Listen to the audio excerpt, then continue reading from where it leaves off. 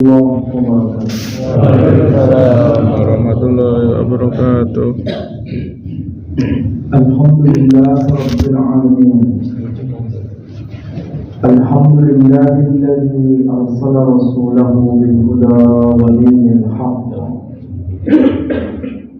liyudhhirahu 'ala ad-din kullihi wa kafaa billahi shahida. Ashhadu an la ilaha illallah wahdahu la syarika lahu wa ashhadu anna Muhammadan abduhu wa rasuluhu la nabiyya ba'dahu. Qala Allah Ta'ala fil Qur'anil 'Aziz, a'udzu billahi minasy syaithanir rajim. Bismillahirrahmanirrahim. Subhanalladzi asra bi'abdihi laylan minal masjidil harami ilal masjidil aqsa alladzi barakna hawlahu linuriyahu min ayatina innahu huwas sami'ul basir. Al-ayat sallallahu alaihi. Saudara-saudara sekalian, alhamdulillah pada waktu ba'da isya ini kita bisa bersama-sama untuk mentadabbur ayat-ayat Allah. Mudah-mudahan kebersamaan kita semua mendapat maghfirah dan rahmah dari Allah Subhanahu wa taala. Saya mengucapkan terima kasih atas kesabaran panjenengan untuk menunggu karena macetnya luar biasa. Mudah-mudahan langkah kita dari rumah ke masjid ini, ke musola ini, semua mendapat anugerah rahmat yang melimpah dari Allah Subhanahu wa taala. Baik, Bapak Ibu sekalian, yang sedang kita bicarakan pada malam ini, kita akan mencoba memahami ayat yang termaktub dalam surah Al-Isra, surah yang ke-17, ayat yang pertama. Ada kata kunci yang penting untuk kita pahami bersama. Kata kunci yang saya maksud itu adalah ungkapan istilah Al-Masjidil Aqsa. Kalau kita pernah belajar istilah dalam bahasa Arab, ada al-ma'rifah. Kalau saya ambil contoh istilah baitun dengan al-bait, itu maknanya berbeda. Kalau baitun itu bermakna sebuah rumah, tapi rumah yang mana tidak dikenal, tidak diketahui. Hanya sekedar informasi global, sebuah rumah, tidak terang, tidak jelas. Tapi kalau disebut al-bait, itu berarti rumah tersebut sudah sangat dikenal, sudah diketahui, sudah teridentifikasi, sudah tervalidasi. Itu bedanya antara baitun dengan al-bait. Ini kalau kita belajar bahasa Arab pelapis dasar. Dari sini kita juga bisa memahami bahwa ungkapan atau istilah al-Masjidil Aqsa berarti ini rumah suci yang sudah sangat dikenal, sudah sangat diketahui. Dan ini bukan sekedar diketahui oleh satu generasi, tapi melintas batas generasi.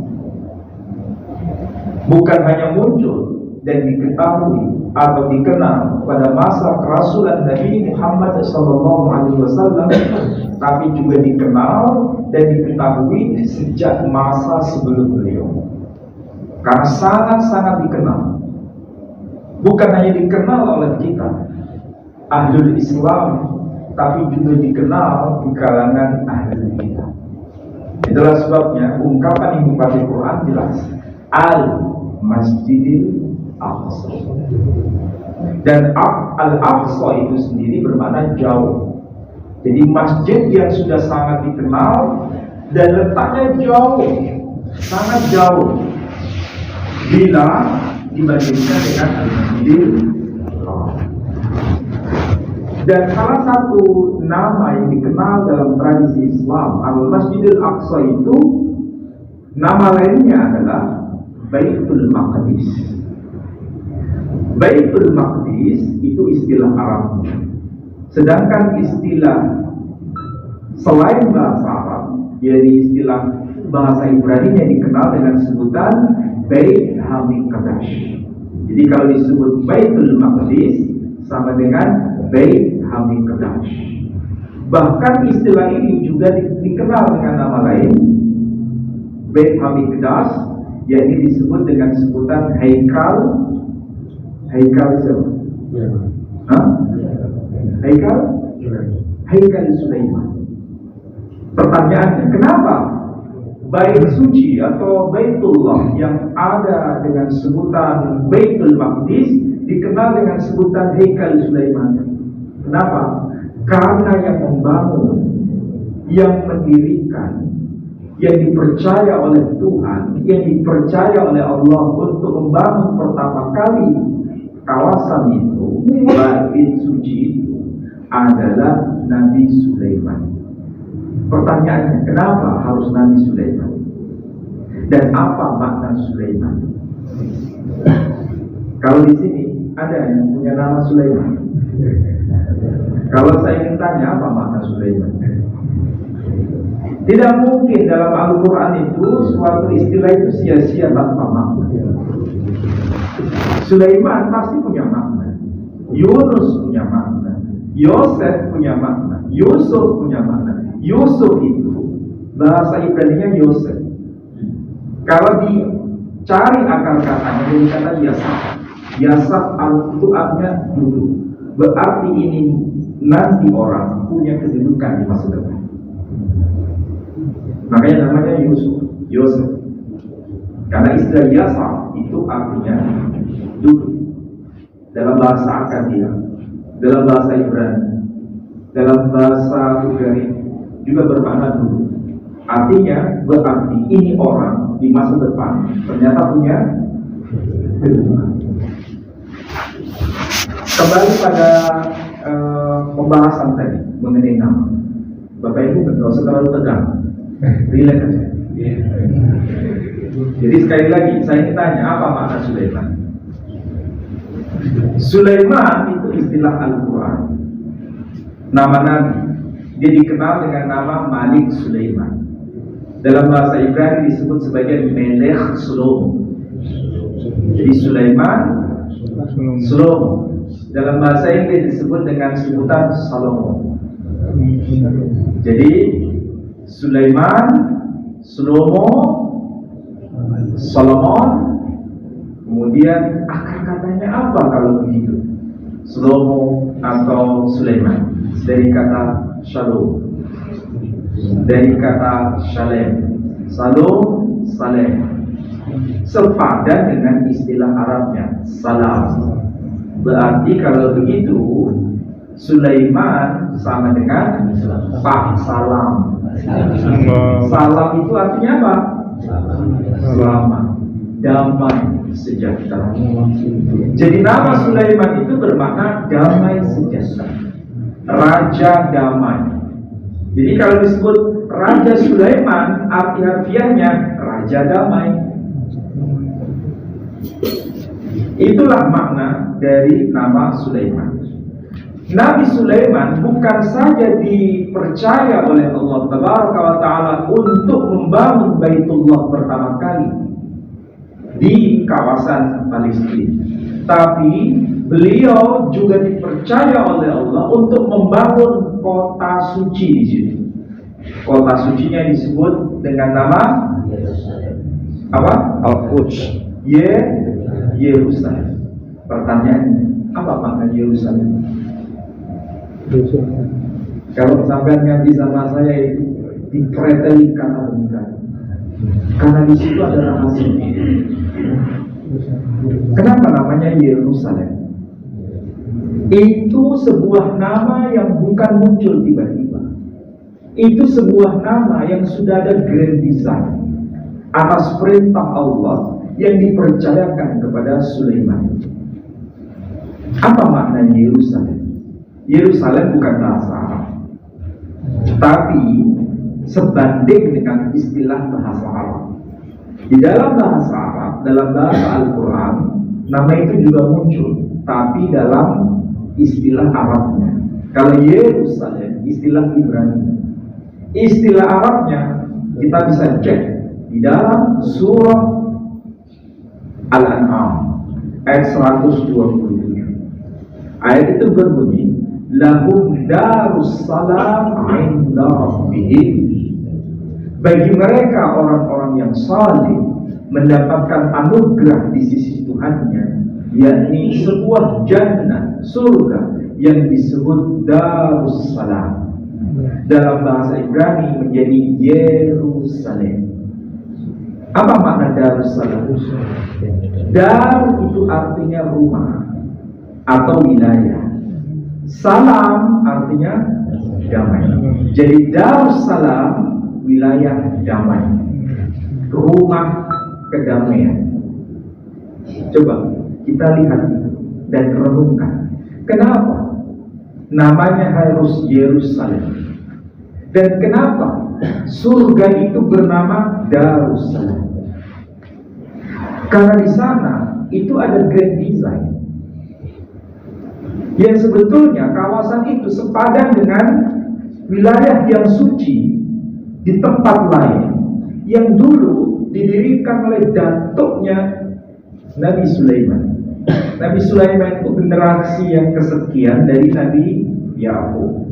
Yakub keturunan Ishak, Ishak keturunan Ibrahim.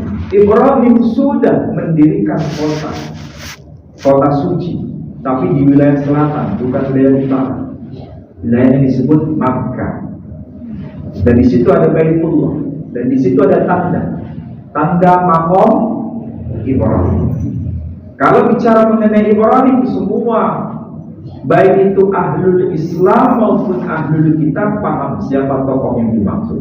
Mau disebut Ibrahim, mau disebut Ibrahim, mau disebut Abraham, itu tokohnya sama. Kalau Quran hanya menyebut dua nama. Wa idh yarfa'u Ibrahimul qawa'ida minal baiti wa Ismail. Atau boleh dibaca wa idh yarfa'u Ibrahimul qawa'ida minal baiti wa Ismail. Jadi nama Ibrahim atau Ibrahim itu sosoknya satu. Itu bahasa Quran, sama-sama bahasa Arab. Tapi bahasa Ibraninya tidak disebut Ibrahim, tidak disebut Ibrahim, tapi dibaca Abraham. Jadi Abraham, Ibrahim itu tokohnya sama. Cuma karena kita ini nggak ngerti atau gara-gara kurang piknik, maka kemudian langsung berkata kalau Abraham itu adalah nama bukan Islami, harus dibuang. Yang betul adalah Ibrahim. Tidak boleh selain Ibrahim. Ada nggak yang berkata begini? Ada. Lalu kalau kita tanya, kalau misalnya anak saya beri nama Ibrahim, boleh nggak? Juga nggak boleh, karena itu bukan Quran. Padahal Quran juga terbaca Ibrahim. Pertanyaannya, ada nggak di antara kita yang punya anak namanya Ibrahim? Nggak pernah. Karena memang yang dibaca hanya Quran di riwayat Hafiz. Coba kalau baca Quran di riwayat yang lain, di riwayat Syu'bah, di riwayat Al-Layth, pasti akan kita menemukan nama yang varian. Bukan berbeda, tapi lahjahnya yang agak berbeda. Lahjah itu dialek. Sama seperti kalau kita baca hal ataka hadithu Musa, boleh dibaca hal ataka hadithu Musa. Pertanyaannya, namanya itu sebetulnya Musa atau Musa? Kalau bahasa Ibraninya bukan Musa, bukan Musa, tapi Moshe. Dari sinilah Al-Quran semakin bisa dipahami bahwa dari Musa, Moshe, Mose itu orangnya sama. Ibrahim, Abraham orangnya sama. Jadi kalau dalam Quran disebut Darussalam, bahasa Arabnya Di sini dalam bahasa Ibrani menjadi Yerusalem. Artinya sama, rumah damai, wilayah damai. Ini grand design. Pertanyaannya begini, kenapa Makkah dan Yerusalem itu ada hubungan? Dan apa sebetulnya tujuannya? Makkah itu bukan sekedar kota, tapi di situ ada maksud. Makanya kalau kita belajar tafsir, ketika diberi penjelasan Bismillahirrahmanirrahim, wat-tini waz-zaitun wa turi sinin wa hadzal baladil amin. Apa yang dimaksud dengan wa hadzal baladil amin? Makkah, kota Makkah. Apakah itu tafsiran para ulama? Iya. Apakah berdasar pada hadis? Iya. Tapi anehnya, hadis ini tidak dipertentangkan. Hadis ini tidak ada yang menolak. Para ulama juga satu suara. Padahal kalau kita belajar kitab tafsir, belajar kitab tafsir, ada nggak memahami Quran itu ada potensi untuk berbeda? Ada nggak potensi untuk berbeda pendapat dalam memahami ayat Quran? Ada. Nggak usah jauh-jauh. Ketika membicarakan wamsahu biru'usikum, artinya usaplah kepala, ada yang menafsiri seluruh kepala. Ketika berwudu, seluruh kepala. Ada yang menafsiri sebagian kepala. Imam Malik menafsiri itu seluruh kepala diusap. Imam Syafi'i menafsiri sebagian kepala. Mana yang betul?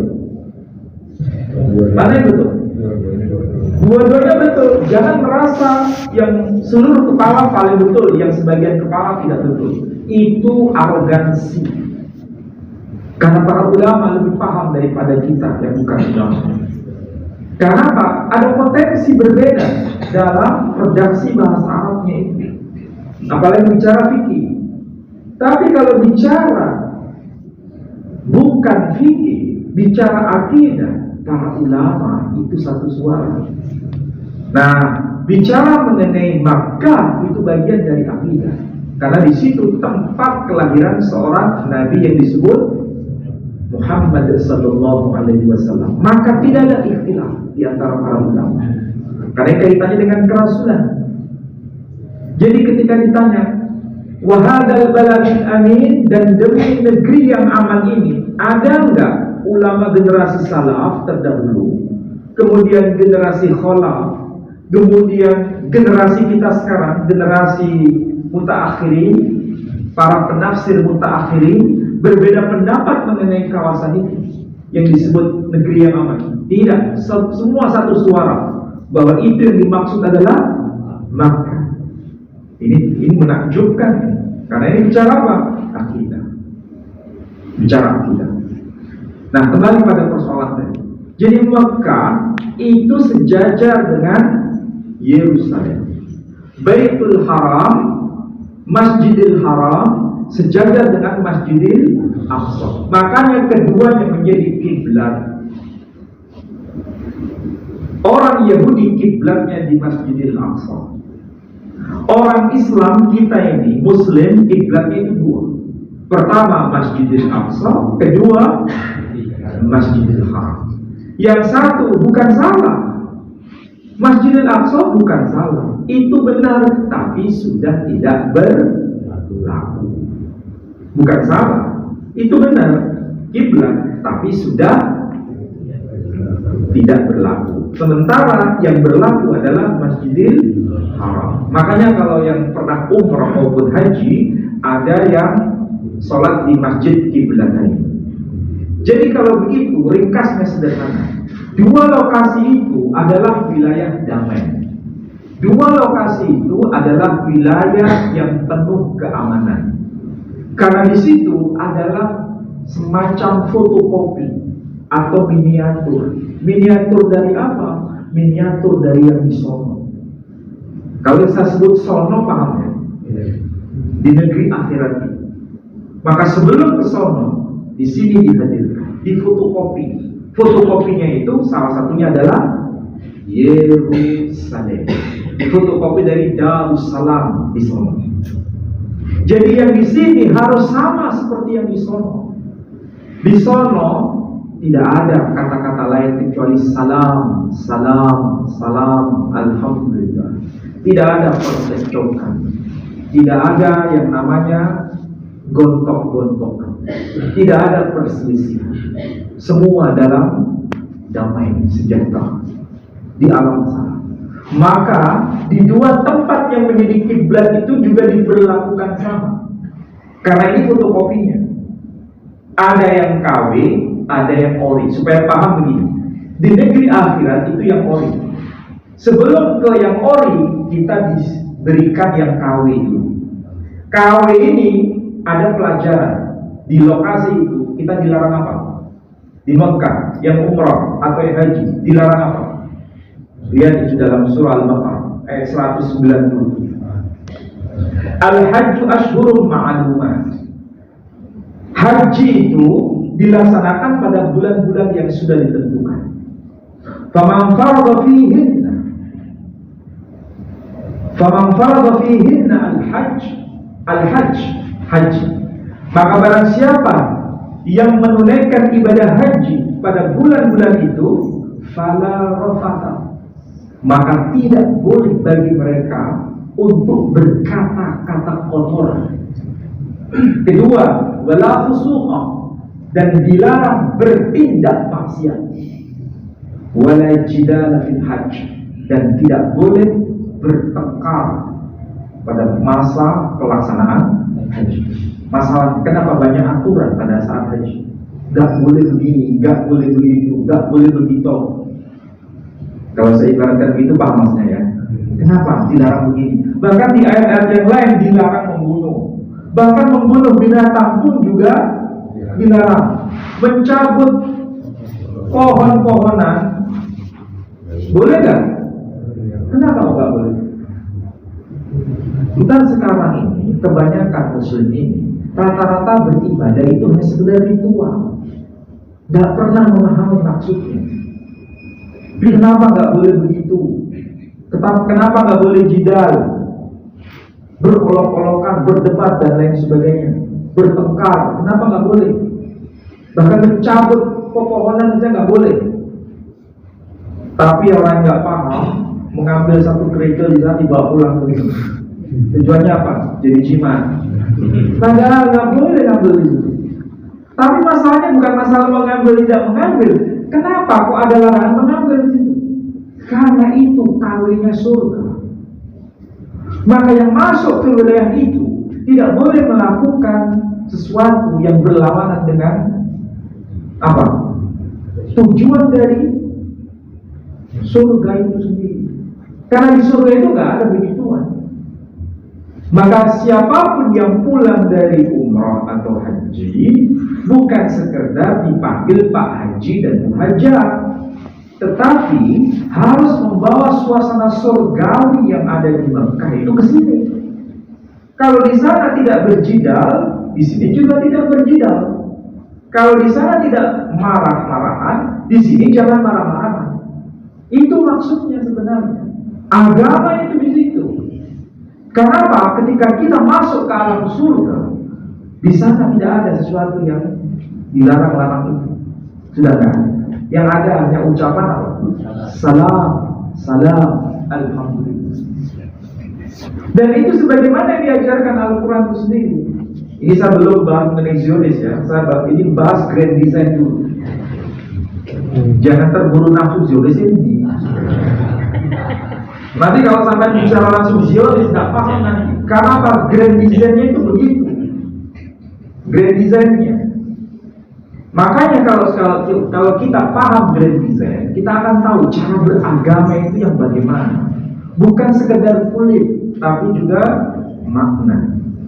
Nah, sekarang kita uji. Apa yang termaktub dalam Quran itu betul-betul harus menjadi renungan. Dalam surah Al-Anbiya, surah yang ke-21, ayat yang ke-105. Apa yang di sono itu difotokopi di sini. Yang di sini harus sama dengan yang di sono. Buktinya apa? Lihat itu ayat 105. Walaqad katabna fi zabur min ba'di dzikr annal arda yarithuha ibadiyas salihun.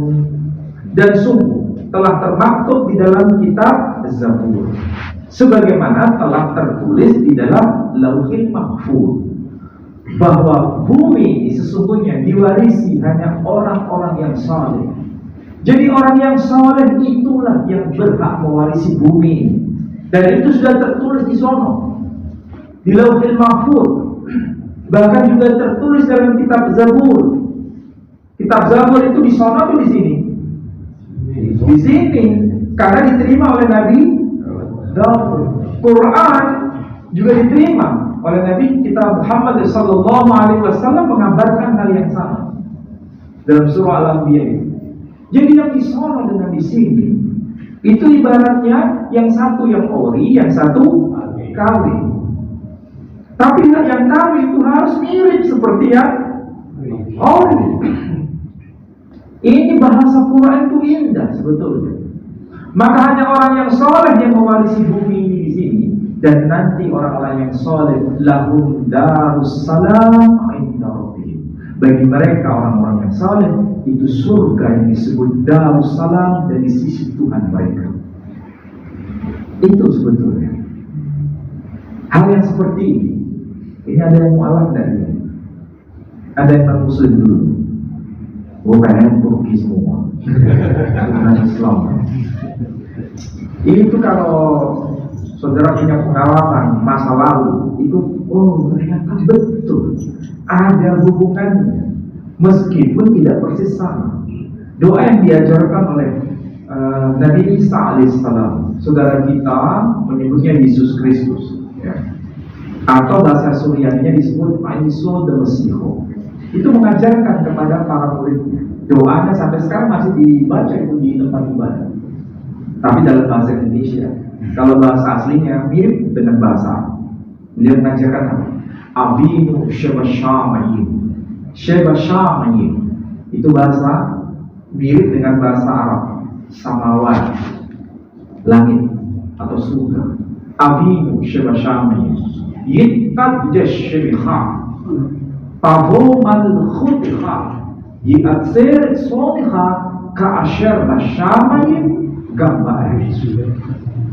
Kalau diterjemahkan itu sudah dikuduskanlah namamu, jadilah kehendakmu di bumi seperti di surga. Jadilah kehendakmu di bumi seperti di surga. Saya punya keyakinan ini barangkali jejak ajaran yang dibawa oleh beliau yang masih ori, karena tidak bertentangan dengan Al-Quran. Manusia, jadilah kehendakmu di bumi seperti di surga. Itu dibaca setiap hari, bahkan setiap minggu dibaca. Apa maksudnya jadilah kehendakmu di bumi seperti di surga? Karena bumi ini kawin, orinya di mana? Di sono. Maka yang di sini harus persis seperti yang di sono. Tapi masalahnya, nah ini baru bahas Joni sekarang. Kalau dari grand design, Yerusalem itu wilayah damai atau bukan? Damai. Tapi kenapa sekarang menjadi wilayah konflik? Kenapa? Siapa yang melakukan ini? Zionis. Jawabannya sudah tahu kan? Nah, tapi bagaimana ceritanya kok bisa begitu? Ini yang harus jelas. Ingat, kalau kita belajar tarikh, belajar sejarah, baik itu dalam versi Islam maupun versi non-Muslim, Yerusalem itu sebelum tahun 1948, lebih tepatnya pada masa Khilafatu Utsmaniyah, itu yang namanya Yerusalem, bahkan seluruhnya wilayah Palestina, itu betul-betul menjadi wilayah yang sejuk, sesejuk sekarang ini. Apa maksudnya sejuk? Damai, sejahtera. Yerusalem itu ada simbol rumah suci, Baitullah. Di kawasan itu mau yang Yahudi Mizrahi Palestina, mau yang Arab Kristen Palestina, mau yang Muslim Arab Palestina, gak ada yang namanya konflik. Jadi ini gak ada hubungan dengan agama. Pada masa Turki Utsmani, kekhilafan Islam memberikan kedamaian, memberikan anugerah tempat yang dimana agama-agama itu tidak bersengketa.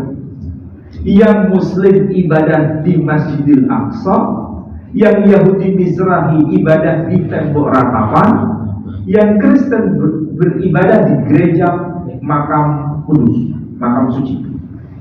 Wilayahnya sama di Yerusalem. Nggak pernah ada terjadi konflik. Itu tercatat dalam dokumen-dokumen sejarah. Tapi kenapa kok bisa jadi konflik? Itu baru muncul tahun 1948. Ketika apa? Orang-orang Yahudi Askenazi, bukan Yahudi Mizrahi, Yahudi Askenazi, inilah yang mendirikan negara Israel sekarang. Yahudi, lebih tepatnya Yahudi kulit putih, Yahudi Eropa. Yang di masa itu di Eropa, mereka itu mengalami semacam genosida. Pada masa Hitler mereka mengalami pembunuhan massal. Kenapa? Karena mereka menguasai ekonomi di Eropa. Dan Jerman merasa, ini kenapa orang-orang Yahudi kok bisa begini? Kami orang-orang yang tertindas, sekarang kami balik situasinya. Kamu harus keluar dari wilayah ini dan silakan pergi ke tempat lain. Kami lebih unggul dibanding Anda. Itu Hitler. Nggak usah ceritakan panjang lebar, Hitler kan. Pembunuhan besar-besaran terjadi. Sehingga Eropa waktu itu terpecah-pecah sikapnya memahami Hitler ini. Kemudian British memberikan 4 opsi. Silakan orang-orang Yahudi Askenazi untuk pergi ke kawasan Afrika, tepatnya di wilayah Afrika Selatan, untuk mendirikan negara, atau ke kawasan Argentina, wilayah Amerika Latin, atau ke kawasan Uganda, benua Afrika, atau ke kawasan Palestina. Nah, kemudian mereka milih mana? Milih Palestina. Dan itu atas restu dari Inggris. Pertanyaannya, kok bisa Inggris berkuasa di Palestina? Karena Turki Utsmani waktu itu kekuasaannya itu luas, kalah perang. Karena kalah perang, wilayahnya itu dibagi-bagi oleh negara-negara Eropa. Maka muncul negara Kuwait, muncul negara Bahrain, muncul negara Saudi Arabia, muncul negara Lebanon, muncul negara Yordan, yang semuanya itu sebenarnya dulu satu di bawah kekhilafahan Turki Utsmani. Karena dipecah-pecah seperti kue dibagi-bagi.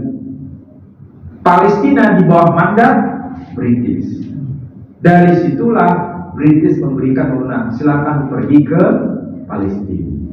Kira-kira kalau ini bangunannya sekian, sudah ada orangnya, kemudian ada orang asing masuk, kira-kira sumuk atau enggak? Jumlahnya bertambah, lokasinya tidak bertambah. Apa yang terjadi?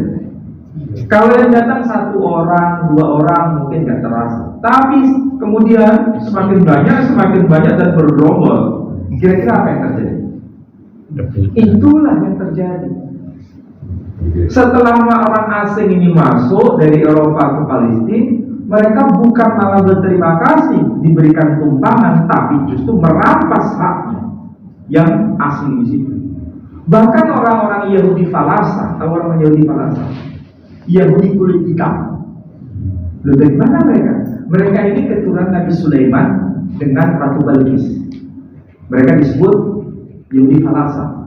itu tidak bisa menjadi pejabat di Israel. Kenapa? Dianggap kulit hitam. Padahal mereka ini lebih ori, keturunan Sulaiman dengan Ratu Balqis. Sementara Ashkenazi itu apakah keturunan Nabi Yakub?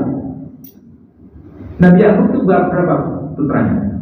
12. Yahudi Ashkenazi ini dikenal dengan sebutan suku ke-13.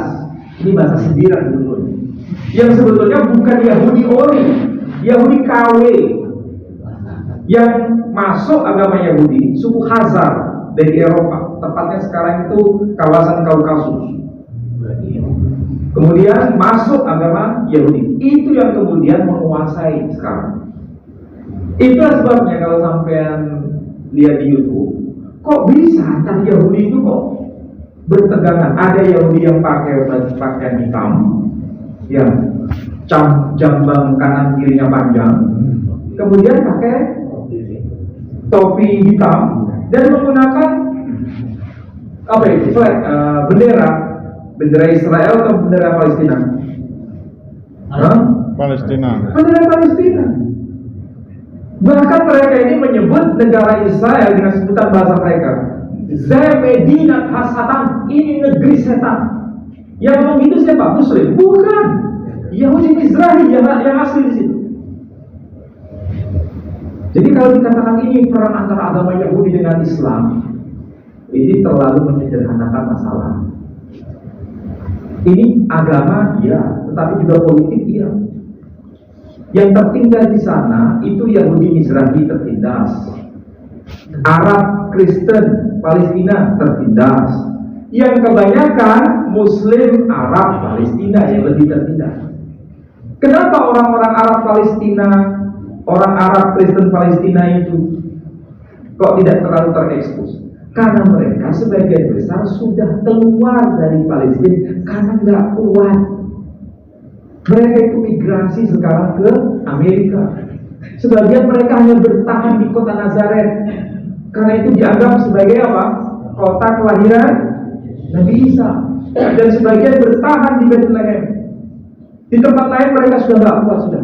Lebih baik harus migrasi. Tapi yang bertahan saudara-saudara kita yang Muslim Palestina, bahkan bertahan di kawasan Al-Aqsa. Mereka rela nyawanya hilang demi kemuliaan Al-Aqsa. Ini beda ya, karena Islam itu ada konsep apa? Jihad tadi. Itu yang membuat mereka bertahan. Nyawa ini tidak ada harganya dibanding Al-Aqsa. Kalau Al-Aqsa tidak ada yang melindungi dan mereka tidak bertahan di sana, mereka harus pergi, Al-Aqsa akan dirampas. Maka tidak ada jalan lain bagi mereka kecuali harus bertahan. Dan anehnya, setiap bayi yang lahir itu sedikit atau banyak? Banyak. Yang meninggal banyak, yang lahir juga banyak. Ini aneh ini. Orang-orang Arab Palestina itu yang meninggal banyak, yang lahir juga banyak. Ini kalau bukan dari rancangan ilahi nggak. Maka saudara-saudara, jadi yang disebut Yahudi Zionis itu Yahudi Ashkenazi. Yahudi Ashkenazi. Dan mereka ini nggak pernah akur dengan Yahudi Falasa, nggak pernah akur dengan Yahudi Mizrahi, nggak pernah akur dengan Arab Kristen Palestina, bahkan nggak bisa akur dengan Muslim Arab Palestina. Kenapa? Mereka maunya itu menghegemoni. Gak bisa dipecah jadi dua. Harus masuk wilayah Israel. Gak bisa ada negara lain di luar Israel. Harus Israel. Dan saya nggak tahu kenapa ya kawasan yang sekarang itu ramai terus sejak dulu sampai sekarang. Itu yang disebut jalur Gaza. Ada yang tahu apa makna Gaza? Ternyata istilah Gaza yang kita kenal, istilah Arab itu Gaza. Arti harfiahnya apa? Perang. Jadi jalur Gaza arti harfiahnya jalur perang. Jadi nama itu ada sesuatu ternyata. Bukan kebetulan. Ini kampung apa namanya? Kira-kira apa maknanya? Asal bukan orang syirik. Pasti ada sesuatu. Jadi nama itu bukan kebetulan. Bukan kebetulan. Kenapa namanya Madinah? Kenapa namanya Makkah? Kenapa namanya Yerusalem? Kenapa namanya Jibril? Kenapa namanya Mikail? Kenapa namanya Rafael, Israfil, dan lain sebagainya? Kenapa namanya Ibrahim? Kenapa namanya Ismail? Kenapa namanya Ishak? Ada makna semua. Coba enggak mungkin saya jelaskan semua, kan? Saya konsentrasi ke sini saja. Jadi ada dua hal penting yang harus dipahami. Pertama, grand design.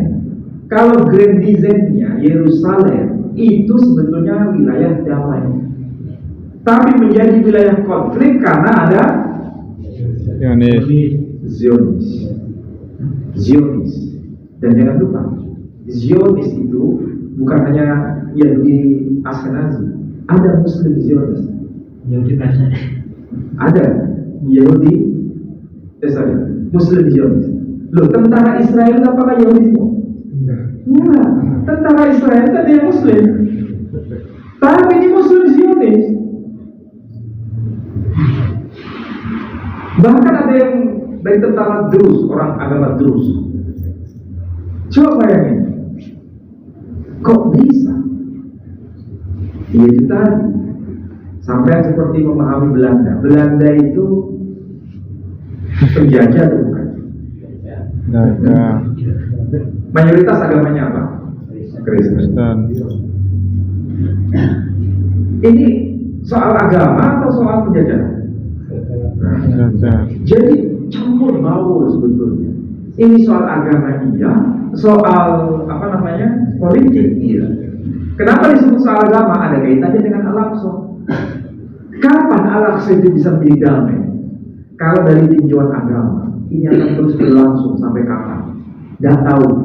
Konflik ini terjadi, kita nggak tahu.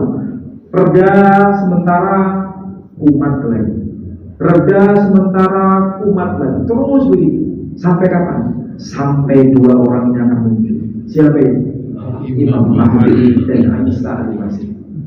Isa Al-Masih akan turun di muka bumi bersama Imam Mahdi. Kalau Isa Al-Masih generasi terakhir dari Bani Israel yang mereka tolak. Sedangkan Imam Mahdi generasi terakhir dari Bani Ismail. Dua orang ini yang akan datang. Saya tambahkan ada itu. Nabi Isa itu bisa disebut sebagai nabi terakhir dari kalangan Bani Israel. Setelah beliau tidak ada. Tapi apa yang terjadi sebelum beliau diutus Nabi Zakaria? Bagaimana perlakuan Bani Israel terhadap Nabi Zakaria? Digergaji. Nabinya sendiri digergaji. Setelah Nabi Zakaria diutus Nabi siapa? Nabi Yahya, putra dari Zakaria, menjadi nabi. Diterima atau ditolak? Ditolak. Mengalami apa dia? Dipenggal kepalanya. Seperti Sayyidina Husain, cucunya Nabi, dipenggal kepalanya. Coba bayangkan. Baru setelah Nabi Yahya diutus siapa? Nabi Isa. Setelah Nabi Isa diutus Nabi lain tidak dari kalangan Bani Israel? Tidak. Pertanyaannya, Nabi Isa itu diterima atau ditolak?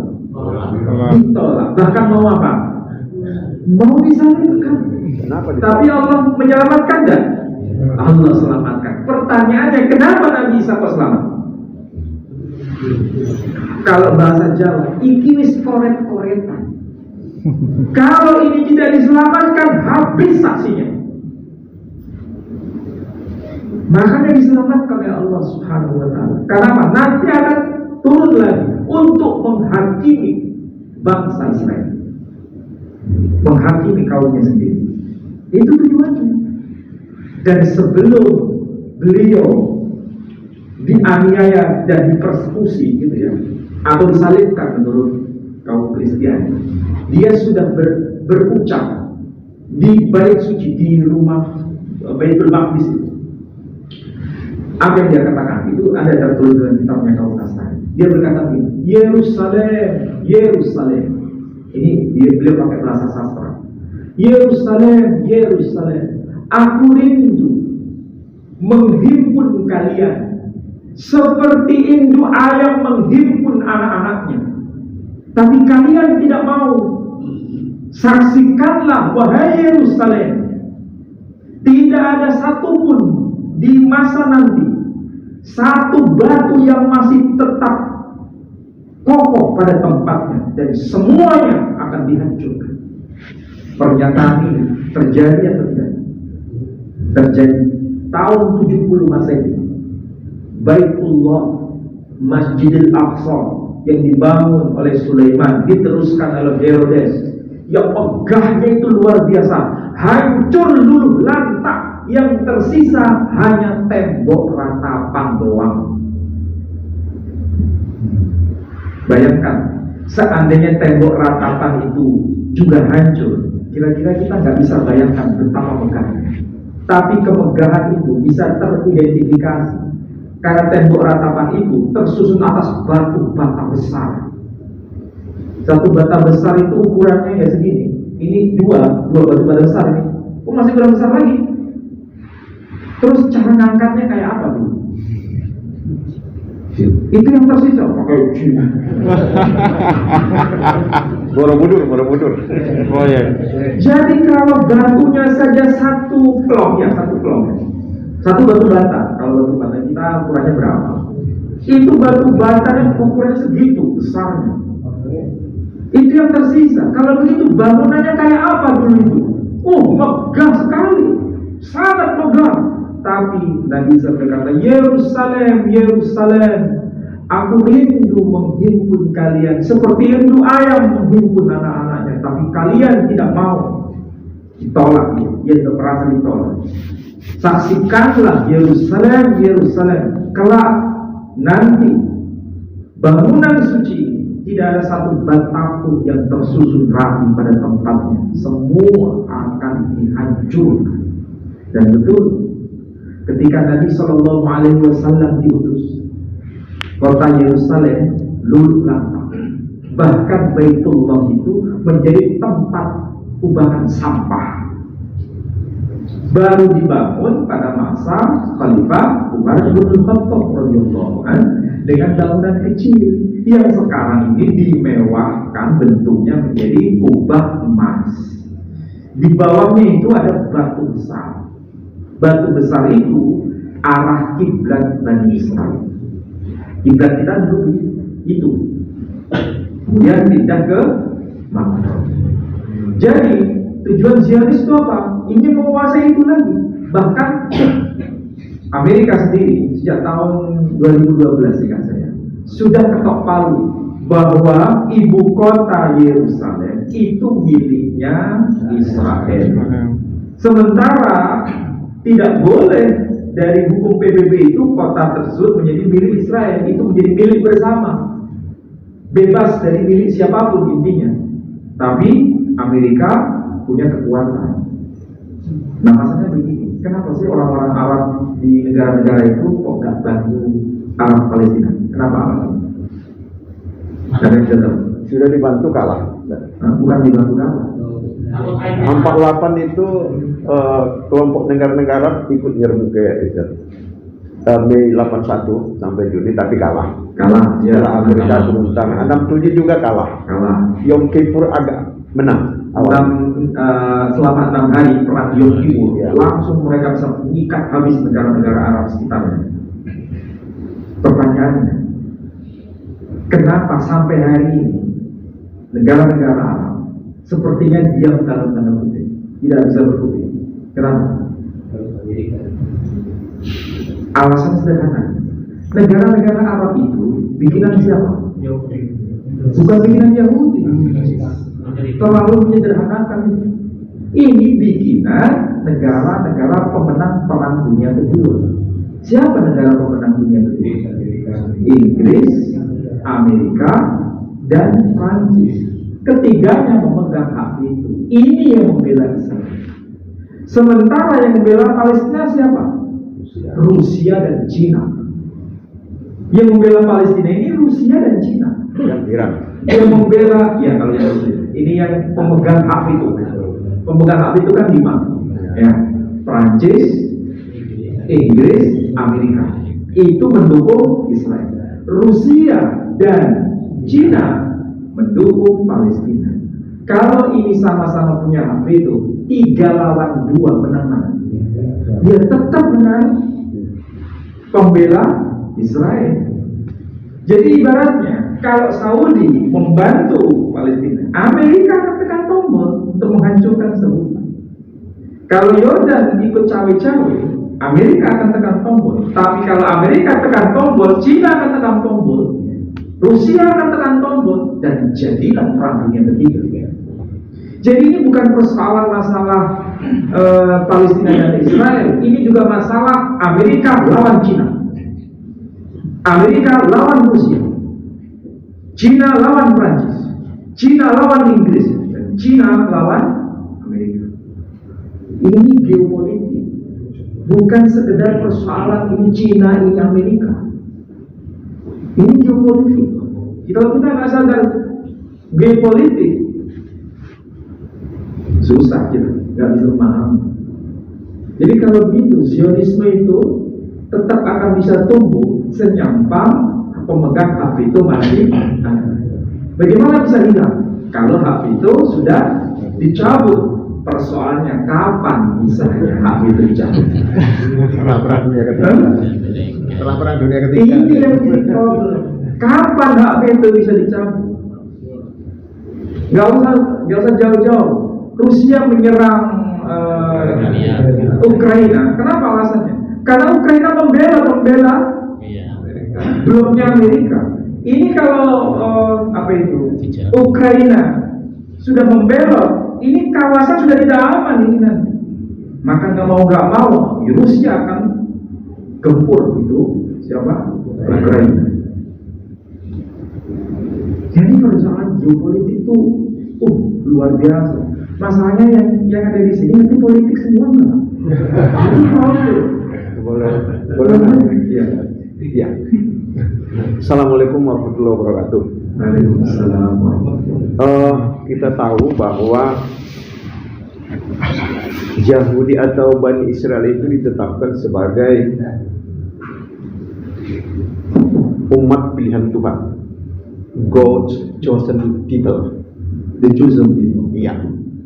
Apakah itu berlaku sepanjang masa?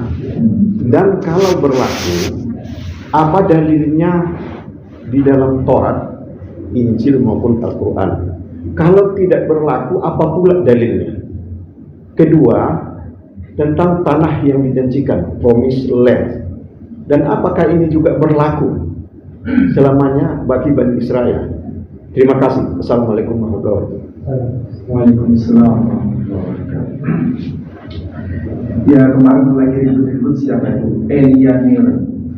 Pernah tahu ya? Ribut-ribut kemarin. Eliamir. Jadi ini orang yang kalau tidak paham mengutip Quran, mengutip Taurat itu secara harfiah, dan memang ini adalah bagian dari politisasi agama itu ada. Intinya begini, tanah Palestina yang pertama kali yang menguasai atau yang menduduki kawasan itu adalah orang Israel. Dalilnya begitu. Makanya mereka disebut sebagai Hadrid, umat perjanjian. Kenapa? Mereka mendapatkan hak dari wilayah Sungai Efrat sampai Mesir.